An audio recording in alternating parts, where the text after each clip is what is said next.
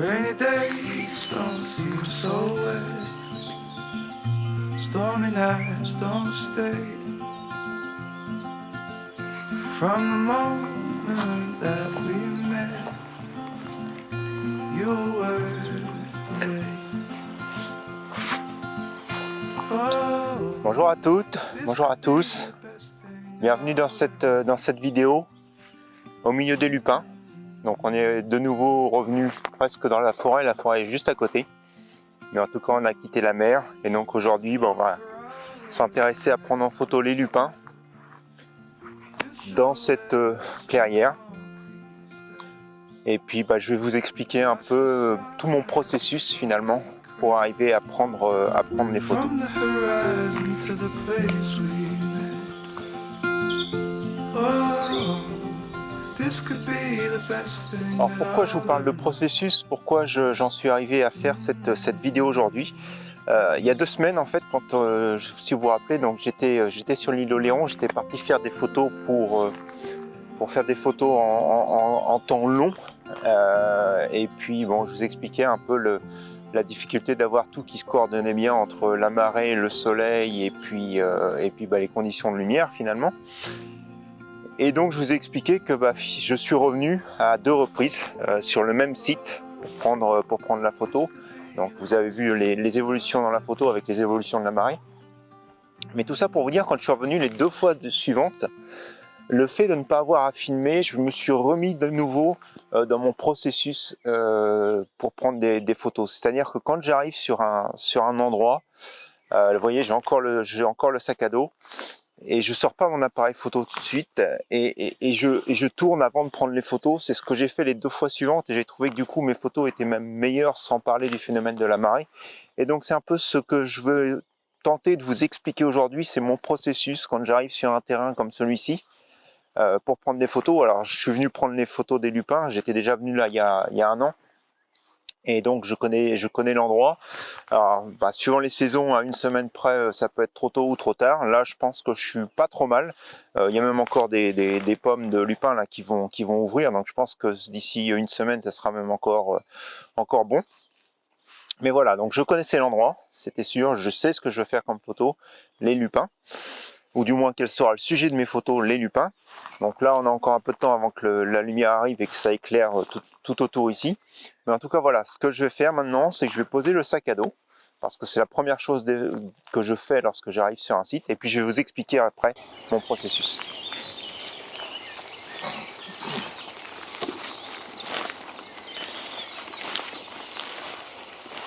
Lorsque j'arrive sur un endroit donc pour faire des photos, donc vous l'avez vu sur la plupart de mes vidéos, je ne couvre pas non plus beaucoup de surface. Une fois que je suis posé, je reste à peu près dans le même coin. Parce qu'en fait, ce que je fais en arrivant, c'est ce que je viens de faire. Je pose mon sac à dos. Et puis donc après, je vais tourner autour sans mon appareil photo. Mon sac à dos, je le laisse dans un coin. Vous m'avez même entendu parfois dire je sais plus trop où est mon sac à dos parce que j'ai bougé depuis que je l'ai posé. Parce qu'en fait je vais tourner, alors j'utilise beaucoup mon appareil photo sur le téléphone. Alors je vous avouerai que c'est quelque chose qui m'est venu que bien après. Au départ donc je regardais, je tournais, j'essayais de comprendre un peu comment je voulais prendre mes photos. Donc la première chose bien sûr, on regarde où va arriver la lumière. Donc la lumière va arriver de par ici, ce qui veut dire qu'il va falloir...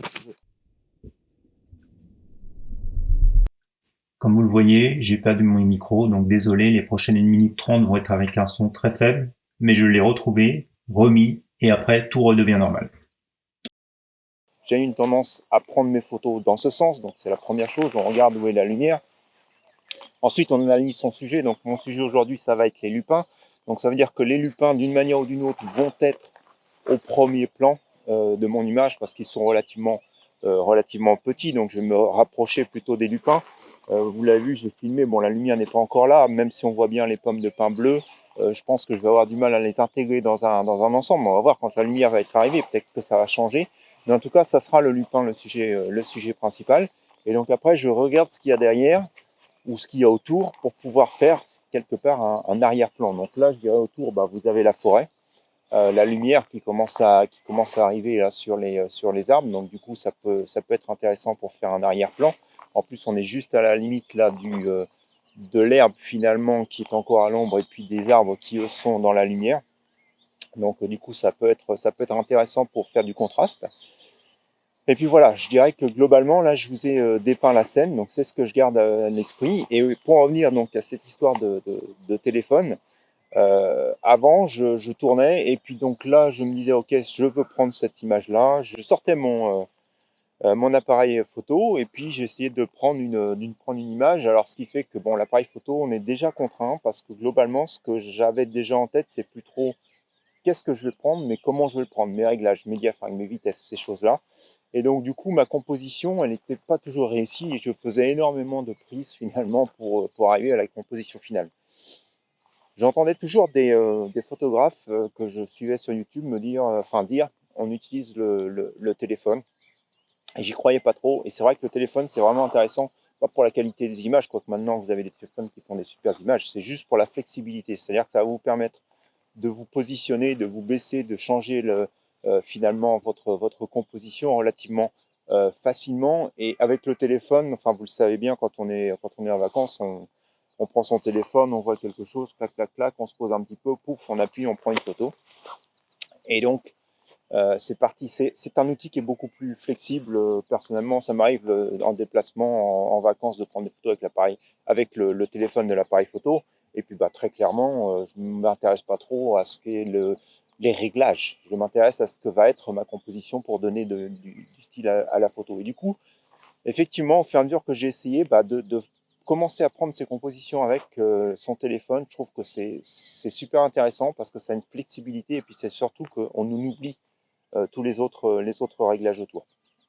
Donc voilà, c'est ce que je vais faire ici. Là, le soleil commence à arriver, donc vous voyez, les premiers lupins là commencent à être dans la lumière. Alors maintenant, c'est les bernarches. Donc là, je vais filmer pour vous montrer. Tac. Donc vous voyez, là, on a la lumière qui se lève. Ah du coup, je vais même tourner. Hop, je sais pas si vous allez les voir avec l'appareil photo, avec le téléphone.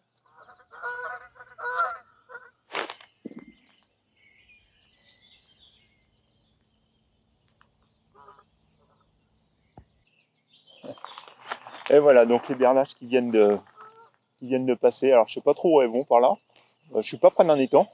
Je suis dans la forêt de Dourdan, mais je suis vraiment dans un endroit sans trop d'eau. Donc à mon avis, il va me voler encore un petit bout de temps. Bon voilà, en tout cas, c'est pas le sujet du jour. Le sujet du jour, c'est les lupins. Donc vous avez vu, la lumière commence à arriver.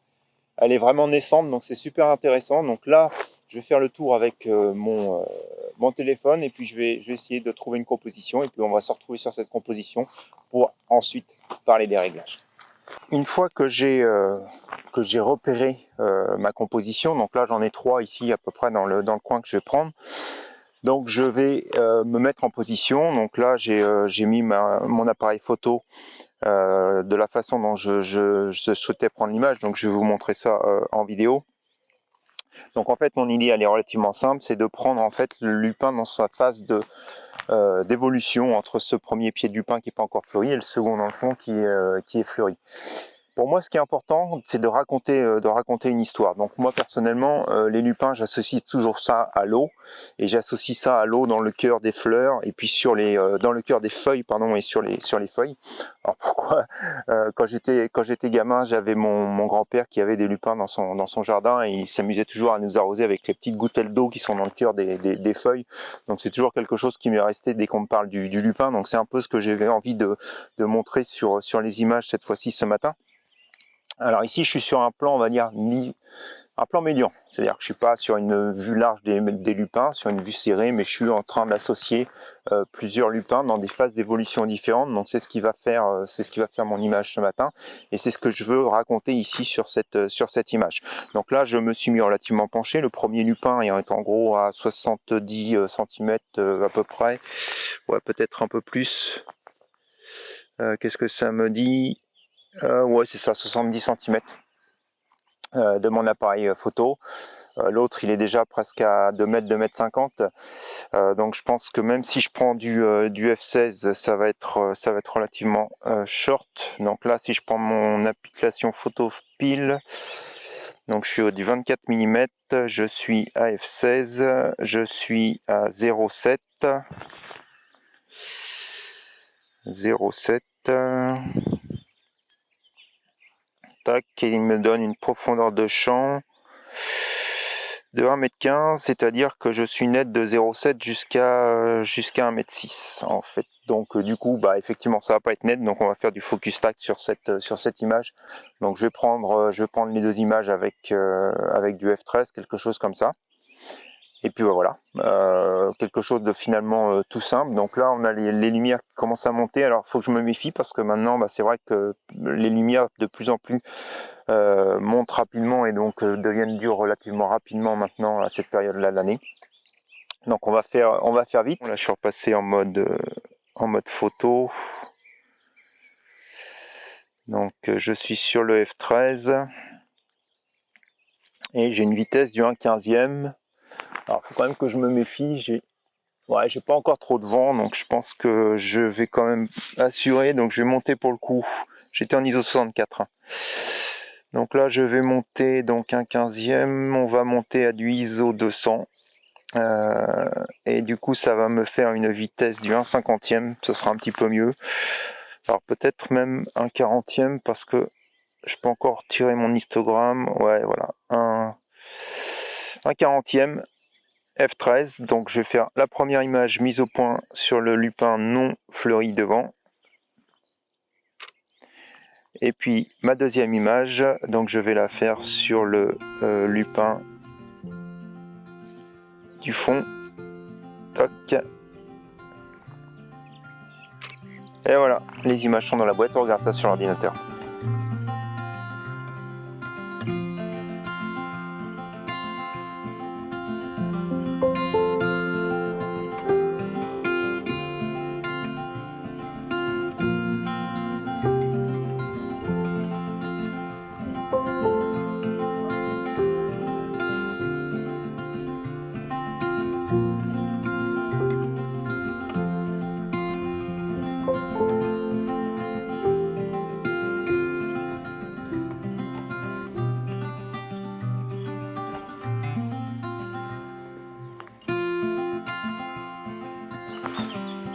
Alors voilà, je suis en place pour ma seconde image. Donc là, je me suis vraiment concentré sur un seul pied de lupin. Et puis l'idée, en fait, c'est d'associer dans l'arrière-plan, donc tout dans le fond, on a le vert des arbres de la forêt. Mais c'est surtout qu'on a aussi les autres lupins derrière. Donc forcément, mon objectif ici va être de les rendre flous. Donc si vous regardez bien sur l'image que j'ai signée, c'est que le haut des lupins, donc les premiers lupins ici, soit en fait un peu démarqué des deuxièmes, donc pour qu'il y ait une prolongation finalement dans la couleur, sans pour autant que le premier lupin ait pour arrière-plan les autres lupins, mais bien l'herbe qui est juste derrière. Donc il est un petit peu avancé, hein, ce pied de lupin par rapport aux autres. Et donc voilà pour la composition. Alors après, je vais vous montrer, je vais arrêter ici, je vais vous montrer avec le téléphone, justement, lorsqu'on parle de composition. Je vais me mettre en vidéo. Donc vous voyez, je vais me mettre juste devant l'appareil photo, mais vous voyez bien qu'aussi, ce qui est intéressant et ce qui est important, c'est que en fonction de comment je vais me déplacer, vous voyez les pommes de lupin, comment elles vont se superposer les unes par rapport aux autres. Et donc finalement, c'est de trouver le bon angle pour qu'on n'ait pas finalement les pommes de pin qui se superposent. Donc j'étais parti au départ comme ça, donc j'avais beaucoup d'attention sur les premières devant, mais vous voyez, on voit toujours un peu derrière. Donc ici, quelque part ici, j'étais bien. Alors pourquoi je ne suis pas resté dans cette position-là? Bonne question. Je pense que non, là on est bien. On aurait pu être bien. Alors après, je suis venu ici. Vous voyez, là, la première se superpose. Donc, vous voyez, finalement, comme quoi, je vous le dis toujours, le téléphone, je reviens sur ce que je disais, c'est intéressant. Là, je vais tourner mon appareil photo. Parce que finalement, je trouve que l'image, elle est mieux ici. Donc, tac, on monte un petit peu ici même. Donc, il va falloir que je remonte un peu mon appareil. Je peux, ouais, ici, je pense qu'ici, on est bien. Tac. Donc, je vais ramener mon appareil ici. Donc, vous voyez, vraiment l'exemple live. de comment utiliser l'appareil photo. Donc je vais arrêter la vidéo ici. Tac. Mais voilà, c'est vraiment intéressant. Donc du coup, mon image, elle est quelque part par là. Toc. Donc je vais vérifier mes pommes de lupin. Tac. Tac, donc j'avais dit ici, ouais, là. Alors en fait, ouais, je commence à comprendre pourquoi j'ai eu cette hésitation, parce que la première sur la droite, là, qui est devant, elle est un petit peu masquée. Donc en fait, il faut que je me déplace comme ça. Et effectivement, ce que j'avais peut-être pas vu tout à l'heure, c'est qu'à gauche, par contre, effectivement, elle se superpose, mais elle se superpose pile poil. Donc ce qui fait qu'on ne voit pas celle qui est derrière. Donc c'est pas gênant. Là, il y a une légère superposition de ces deux-là. Donc il va falloir juste bouger un tout petit peu ici. Et je pense que là, maintenant, je suis bon. Il y en a encore une ici, mais que je pourrais pas éviter, mais qui n'est pas gênante. Bon, après, il y a l'ombre. Donc je vais peut-être essayer de déboucher les ombres tout à l'heure. D'ailleurs, avec ma plaque, je l'ai amené aujourd'hui. Donc on va se mettre comme ça. Et donc j'avais dit que je me remontais un tout petit peu. Donc je vais remonter un tout petit peu mon pied. Tac. Hop. Donc là j'ai une bonne séparation. Je suis au 24 mm. Est-ce que je... Ouais, pof. Tac, on va mettre tout ça stable. Instable. Voilà, l'assiette est bonne. Eh ben écoutez, donc c'est bien. Donc pour la mise au point, donc je vais prendre du F11. Je suis au 1/30e, donc ça va aller. C'est assez lent, mais il n'y a pas trop de vent. Donc écoutez, là je suis bien pour l'image. Alors oui, je vous ai pas dit, mais j'ai mis le filtre polarisant devant, parce qu'on commence quand même à avoir quelques brillances là avec le soleil qui se lève. Comme j'ai bougé, je vais le vérifier. Il est toujours bien, mais je pense qu'il n'y a pas trop de soucis. Tac, ouais, là je suis pas bien, là je suis mieux. Hop. Ouais, ici il est bien. Donc voilà, oui, j'ai mis le filtre polarisant pour éviter un peu tous les reflets, les brillants dans les gouttes d'eau. Je les gouttes d'eau, mais pas forcément la brillance. Donc voilà, c'est parti, je suis bien en place. On prend l'image et on regarde ça sur l'ordinateur.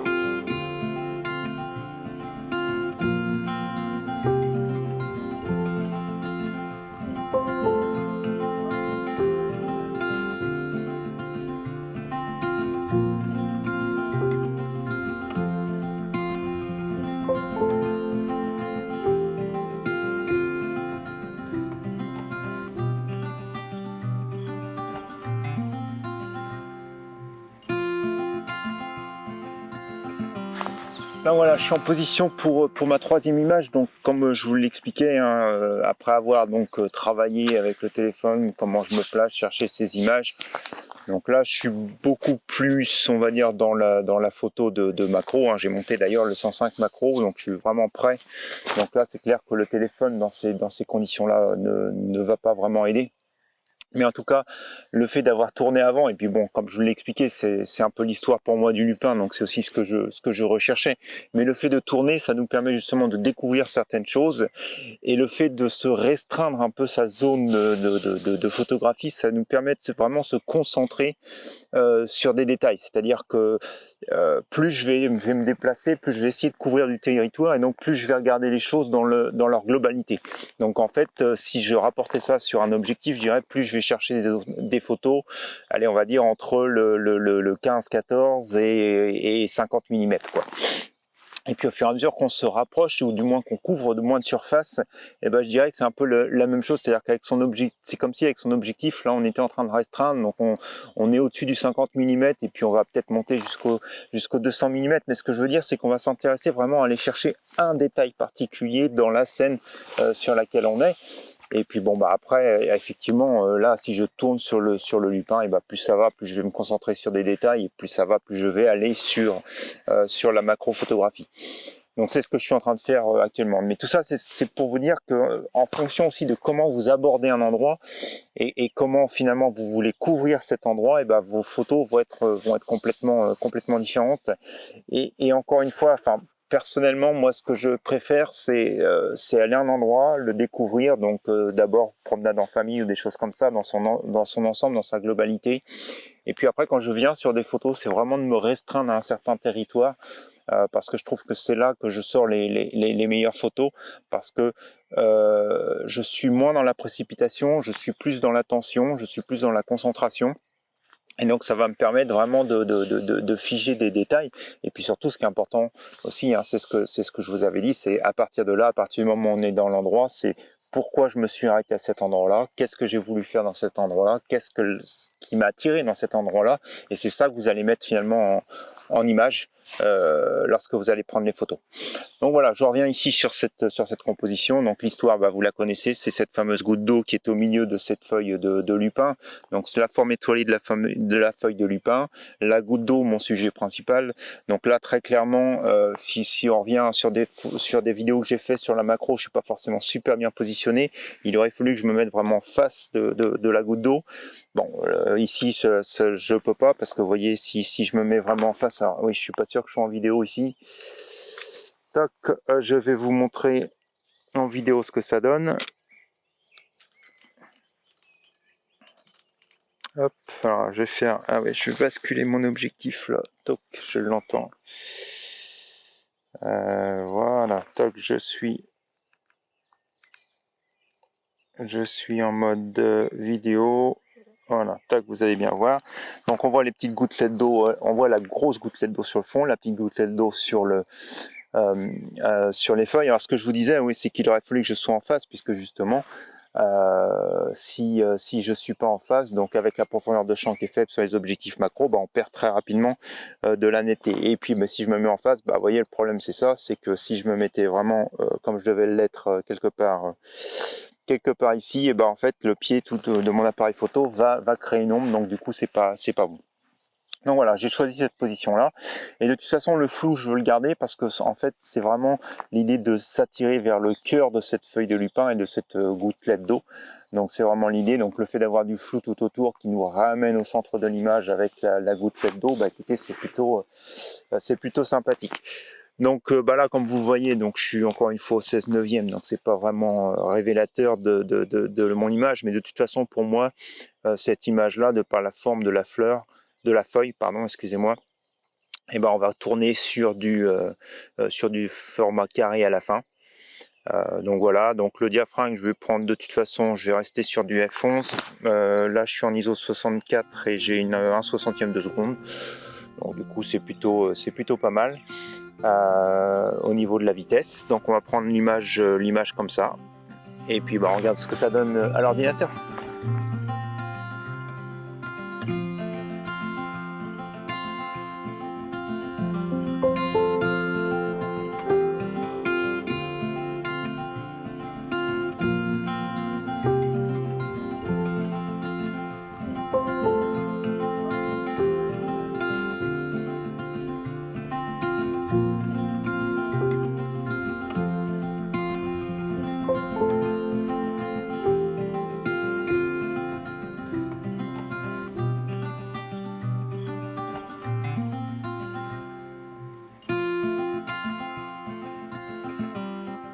Et ben voilà, je crois que c'est le bon exemple de ce que je vous expliquais pour conclure cette vidéo.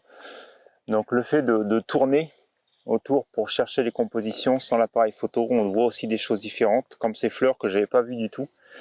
Et j'étais juste là-bas à côté là quand on a pris les derniers lupins. Et donc voilà, c'est ce qui va faire ma dernière image pour la journée. Donc je suis resté avec l'objectif macro. Mais voilà, c'était un peu le but de ma vidéo d'aujourd'hui, c'est de vous expliquer un peu mon processus de prise de photo. Donc j'ai vraiment essayé de faire comme s'il n'y avait pas la caméra, donc de pas être dans le rush, et vraiment de faire mon processus comme d'habitude, parce que je me suis aperçu qu'au fur et à mesure que je faisais mes vidéos, je m'écartais un peu de mon processus de photo. Et je pense que c'est vraiment important de garder ou de se faire son processus de photo. Je dis pas que le mien est celui qu'il faut mettre en œuvre. C'est juste une idée parmi tant d'autres, mais je pense que c'est vraiment important pour le photographe, c'est de prendre le temps de comprendre son image. Et donc pour comprendre son image, il faut petit à petit arriver à son image. Et donc comment j'arrive à mon image, et toujours finalement répéter la même chose, parce que c'est ce qui nous permet de faire le contrôle de toutes les informations qui sont nécessaires à l'image. Je vous avais parlé aussi de ce check que je faisais, et c'est pour ça que je shoot en manuel maintenant, c'est pour pouvoir contrôler tous mes paramètres avant de prendre l'image.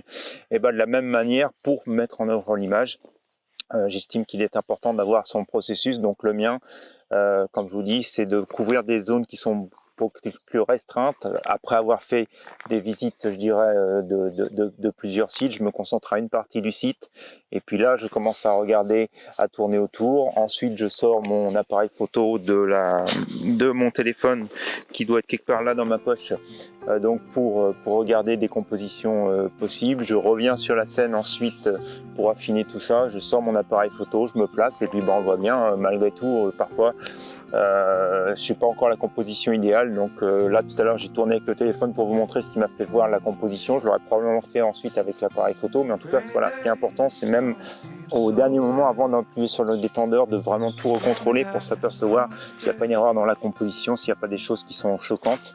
Et puis enfin on a l'image, et on prend l'image. Donc vous voyez, le processus de prendre une image, c'est probablement, je sais pas, là maintenant ça fait j'ai pris 3 images, enfin ça va être ma 4e, ça fait presque 2 heures que je suis là. Donc vous voyez, 2 heures, 3 images, j'ai presque mis 40 minutes par image. Donc voilà, c'est du temps, mais c'est aussi pour ça qu'on est là, c'est pour prendre le temps de regarder ce qui se passe. Et d'ailleurs, il y avait ce qu'on appelle, alors certains les appellent les demoiselles, moi je les appelle les grand-mères. Là, ces grands moustiques qui étaient posés à côté sur la fleur, mais il vient de s'envoler. Écoutez, voilà, j'espère que la vidéo d'aujourd'hui vous aura donné envie de vous aussi vous créer votre propre processus. Et puis si vous avez aimé la vidéo, vous connaissez la petite musique, un petit pouce en l'air, n'hésitez pas à partager, à commenter. Et puis il ne me reste plus qu'à vous souhaiter un bon dimanche, une bonne semaine, et puis je vous dis à la semaine prochaine pour de nouvelles expériences photographiques. Allez, bonne semaine à vous, au revoir.